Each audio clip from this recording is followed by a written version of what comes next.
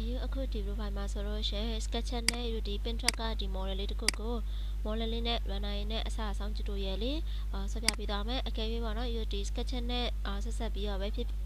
ဒီ model လေးနဲ့ runner လေးတွေကိုလေ့လာတဲ့တူတွေဆိုလို့ရှိရင်ဒီ page မှာတင်ထားပေးတဲ့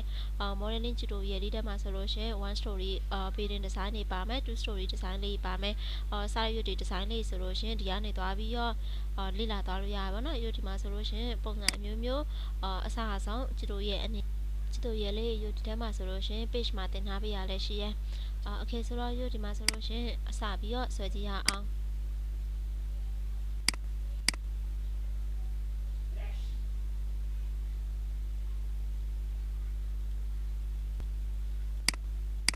ခေရီတို့အရင်ဆုံး column လေးစပြီးတော့ဆွဲကြည့်ရအောင် column 9ကိုတော့ကိုယ်ပတ်လည်နဲ့ထားဆွဲလိုက်မယ်ဒါကို column ရဲ့အမြင့်ကိုတော့12ပေးတင်လိုက်မယ်ဒါကို select မှတ်ပေးမယ် right click နှိပ်မယ် make group ဖွဲ့မယ်ဒီဘက်ကိုဒီတိုင်လေးတွေ column 9လေးတွေ copy ပွားမယ်10ပေးကိုမှ column 9 3ခုပွားလိုက်မယ်ခင်ဗျားတခုကဒီဘက်အနောက်ဘက်မှာလဲ column 9ကို10ပေးသွားပေးမယ်10ပေး 3h နောက်ဒီအရှိဘက် column 9ကြတော့အရှိကို10ပေးချမယ်နှစ်တိုင်းသွားပေးမယ် 2h နောက်ဒီအရှိဘက်တိုင်နေရာကြတော့သူကိုလည်းအရှိကို copy ပွားပေးမယ်10ပေးနောက်အထဲကိုအခန်းဖွဲ့မယ်ဆိုတဲ့အတွက်ဒီမှာ10ပေးထည့်ထည့်မယ်နောက်ဒီဘက်ကနေမှ10ပေးပြန်လာပေးမယ်နောက်ထပ်ဒီမှာ wall ဆွဲဖို့အတွက်ဆန္ဒတူ wall ကိုကြတော့ဒီအပြင်ညမယ်နော်ဒီအတွင်းကနေပဲဆွဲလိုက်မယ်အဲ့တော့ဒါဆိုလို့ရှိရင် wall က၄ခွက်ဖြစ်မှာပေါ့ဆန္ဒကနေမှဒီမှာ wall တွေလိုက်ပတ်ပေးမယ်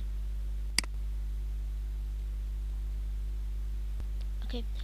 ဒီမှာဆိုလို့ရှိရင်ဒီလိုမျိုး wall လေးလိုက်ပြီးတော့ပတ်ပြီးသွားပြီဆိုလို့ရှိရင်ဒါ push ဘူးနဲ့အပေါ်ကိုလိုက်ပြီးတော့တင်ပေးအောင်မယ်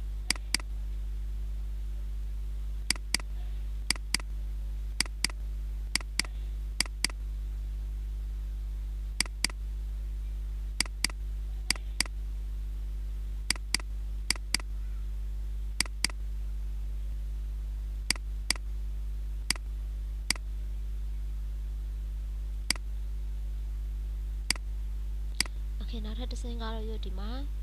သွားပြီးတော့သဘောတွေဝင်လို့လိုက်ပြီးတော့ဖောက်ပေးမယ်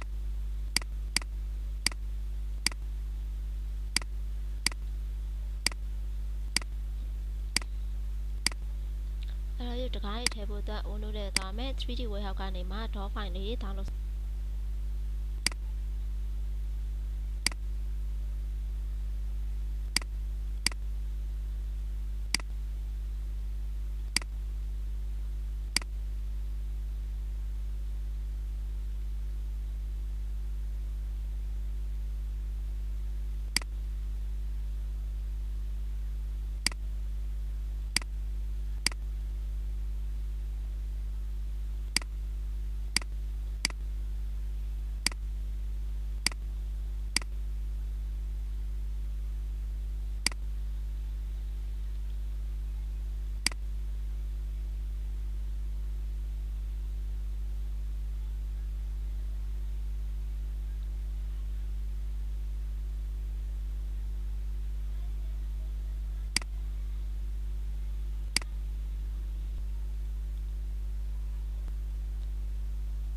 ရမယ်နော်အဲ့တော့ဒီမှာဆိုလို့ရှင်ဒါဒီအရှိဘက်ဒီလိုမျိုးတကားလေးလိုက်ပြီးတော့ဖောက်တာလေးဒေါ်လေးဝင်လို့လေးဒီလိုမျိုးလေးလိုက်ပြီးတော့ထည့်သွားပေးရဲပေါ့ဒီနေရာကဒီပတ်ရုံရှိမယ်ဒါ living room ရှိမယ်ဒီဘက်မှာပတ်ရုံ kitchen room ရှိမယ်ဆိုတော့နောက်ထပ်တစ်ခုကဒီအောက်ခြေကို floor ဆွဲဖို့အတွက် line command နဲ့ပိတ်ချလိုက်မယ်ဒါမှမဟုတ်အကယ်၍ဒီ line ကိုနေရာတစ်ခုမှာသွားပြီးတော့ထိပြီးတော့ပိတ်လိုက်လဲရတယ်ဒါမှမဟုတ်အောက်မှာဒီ rectangle တစ်ခုဆွဲပြီးလိုက်လဲရတယ်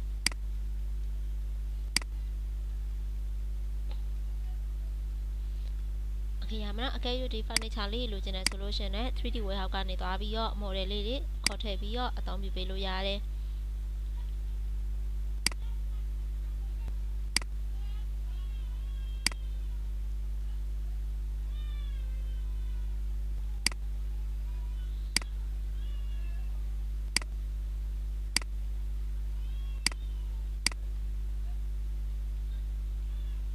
โอ เคနောက်ထပ်တစ်ခုကတော့ဒီဘာဆွဲမလဲဆိုတော့ဒီအောက်ခြေ slash ဆွဲမယ်ပေါ့ slash ဆွဲဖို့တော့ဒါ push pull လေးနဲ့အောက်ကိုဆွဲတင်လိုက်မယ်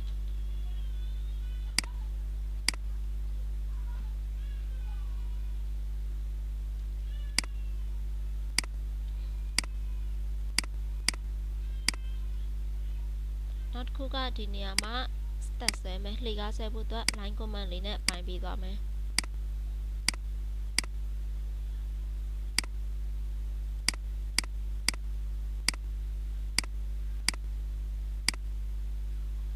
โอเคနောက်တစ်ခုဒီနားလေးမှာ column 9လေးထည့်ဖို့အတွက်အတန်ငယ်ဆွဲလိုက်မယ်ဒီကောင်ကို select မှတ်ပြီးမယ် make group ဖွဲ့လိုက်မယ်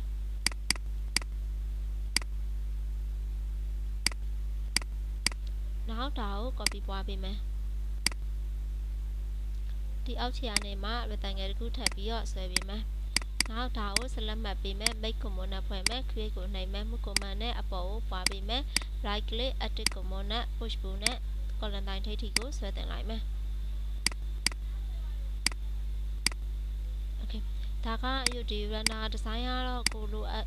လိုချင်တဲ့ design ပုံစံမျိုးတော့ creation လုပ်လို့ရတယ်အဲ့တော့ဒီကောင်လေးတွေကို copy ပွားလိုက်မယ်နောက် right click နှိပ်မယ် edit command နဲ့ push pull နဲ့ပြန်ဆွဲတင်ပေးမယ်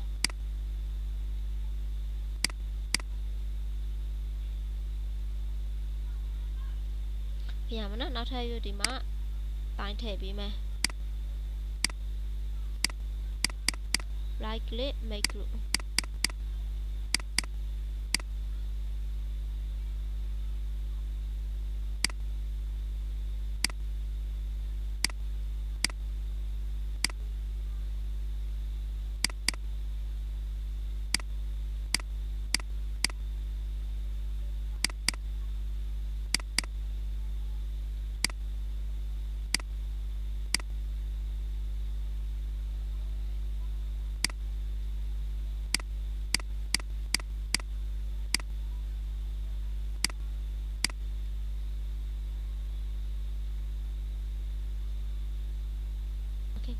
နောက်ထပ်တစ်ဆင့်အနေနဲ့တော့ဒီအရှိမှာဒီလိုအလှပုံစံမျိုးလေးထည့်မယ်လေကားနေရာလေးတွေကိုဒီလိုပုံစံမျိုးလေးတွေလိုက်ပြီးတော့ချိုးသွားပေးမယ်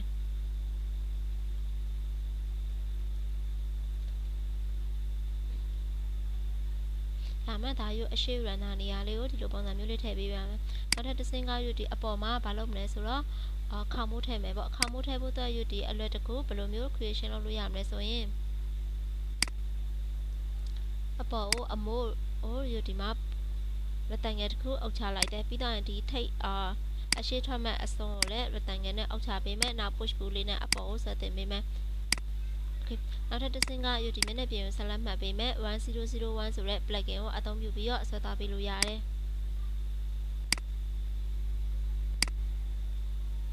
โอเคနောက်တစ်ခုဒီကောင်လေးကို offset ပြန်ပွားပေးမယ်နောက် paint bucket ထည့်သွားပေးမယ်ခေါင်းမိုးကာလာအရောင်လေးခွဲထားပေးမယ်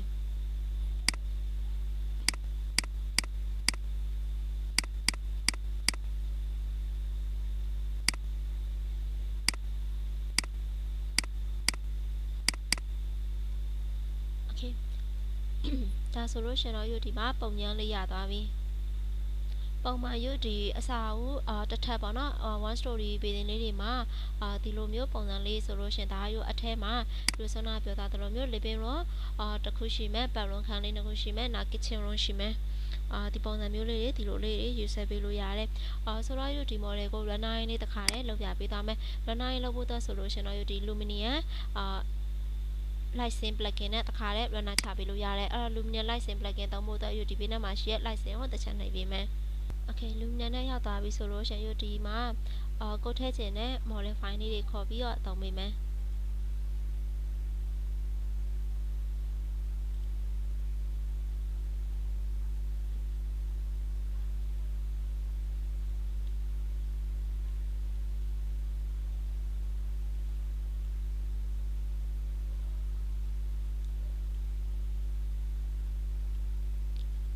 နောက် photo ထည့်သွားပေးမယ်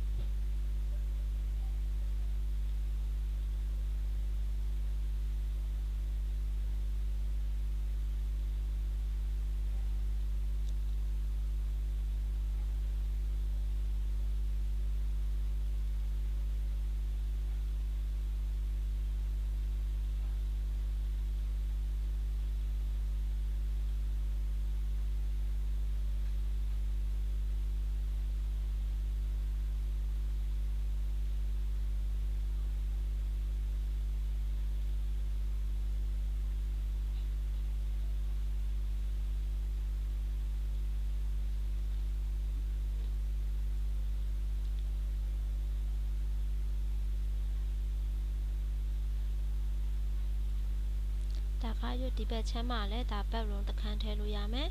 နောက်ရွဒီဘက်မှာဘက်ရုံတခန်းရှိမယ်ဒီဘက်မှာတော့ဒါရွဒီ living room နဲ့kitchen room area ရှိမယ်ဆိုတော့ဒီကောင်လေးကိုဒါ runner ထုတ်ဖို့အတွက်လိုအပ်တဲ့ဒီmodel လေးဒီမှာခေါ်ပြီးတော့အသုံးပြုပေးတယ်